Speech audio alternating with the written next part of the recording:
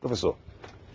Professor, tem estrangeiro que derruba árvore na Amazônia, como perguntou a estudante lá? Bom, essa aí seria vamos dizer, seria uma outra questão que não implicaria diretamente na questão ambiental, que para mim parece que é a questão, vamos dizer aqui. Embora, é lógico, tem que se considerar muito esse aspecto também.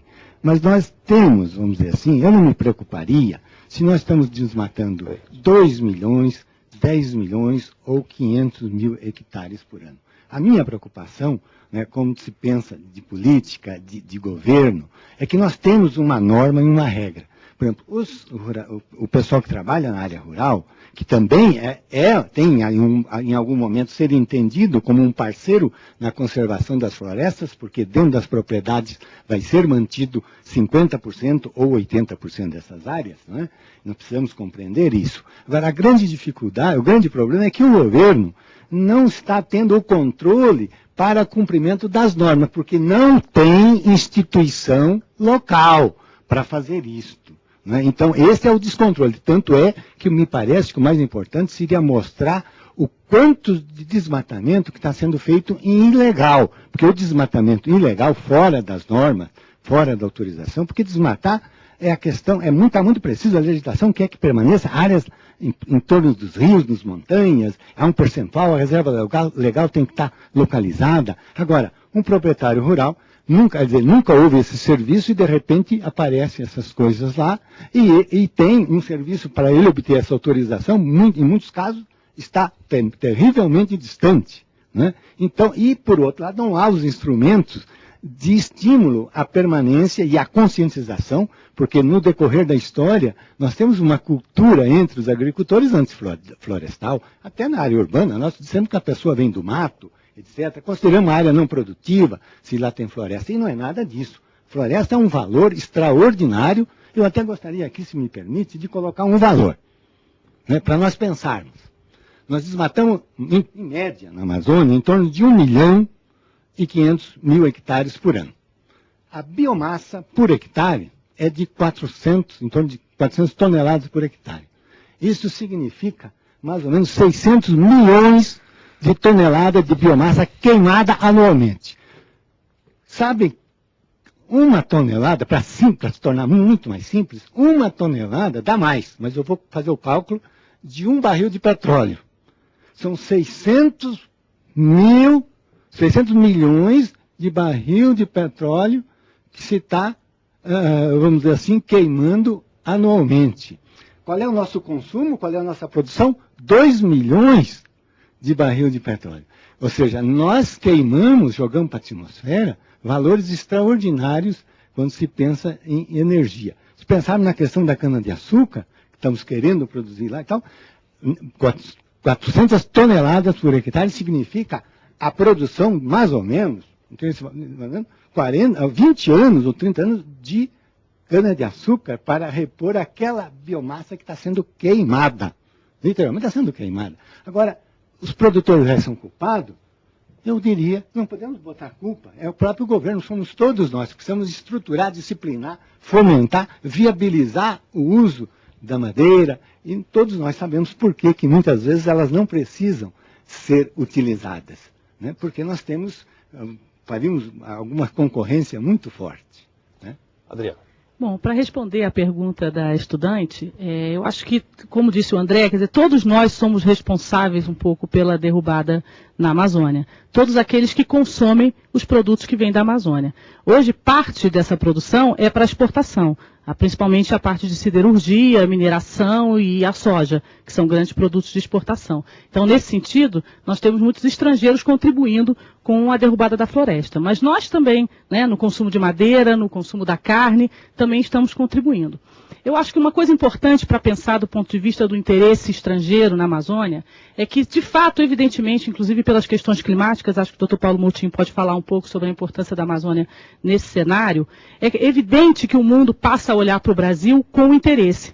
E aí acho que resta a nós tomar a decisão estratégica. O que nós vamos querer imitá-los e derrubar e acabar com a nossa floresta em nome de um crescimento e um desenvolvimento que nós estamos vendo que não está dando retorno para a população da região, ou valorizar esse recurso ao máximo e fazer com que os países ricos que destruíram esse seu recurso, então tenham que vir buscar no Brasil esse recurso, valorizando e remunerando o país, garantindo um efetivo desenvolvimento. Essa é a opção estratégica que a gente precisa fazer pela Amazônia. Nós vamos ouvir agora o Rodrigo, e depois tem uma pergunta para o senhor, viu, deputado Valverde, que a gente vai mostrar aí já. Mas deixa o Rodrigo. Agora, continuando o que a Adriana estava colocando, o mundo está todo preocupado com a Amazônia. Por outro lado, o mundo ainda não compareceu no aspecto de vir efetivamente trazer recursos. Vem essas esmolas internacionais aí para fazer fiscalização, etc., para pagar operações de fiscalização, pagar um estudo ou outro, mas não nesse sentido, né? E nós no país, nós temos terra hoje para quadriplicar qualquer produção, seja de cana ou de agricultura, sem derrubar um pé de árvore na Amazônia. Por quê? Porque nós temos no Brasil em torno de 400 milhões de hectares, nós temos 400 milhões de hectares desmatados e toda a produção agrícola nacional é produzida em apenas 60 milhões. A cana são em torno de 7 milhões de hectares hoje, né? E só nessas áreas degradadas que se encontram abertas no passado, a região centro-oeste, sudeste, sul, nós temos áreas degradadas suficientes para serem reincorporadas. Então nós precisamos de um programa, como a exemplo que existe nos Estados Unidos e na Europa, um programa financeiro, econômico, para reintroduzir essas áreas degradadas, porque hoje, até o professor Paulo vai falar, pode falar, é mais barato você abrir uma nova área do que recuperar uma área degradada. Esse é um outro problema que nós temos que enfrentar. Você, como representante dos setores produtivos aqui da CNA, o que você acha da reserva legal de 80% da região amazônica? A reserva legal de 80%, ela precisa ser revista no seguinte aspecto: ou nós damos valor econômico a essa floresta, né? Ou o Estado paga pela conservação. Em todos os países do mundo, o papel daquilo que é de interesse de todos, de cuidar daquilo que é de interesse de todos, é pago. Então, se hoje se avança sobre a reserva legal, parte dos produtores, por várias razões. Uma, que não acredita na eficácia da lei.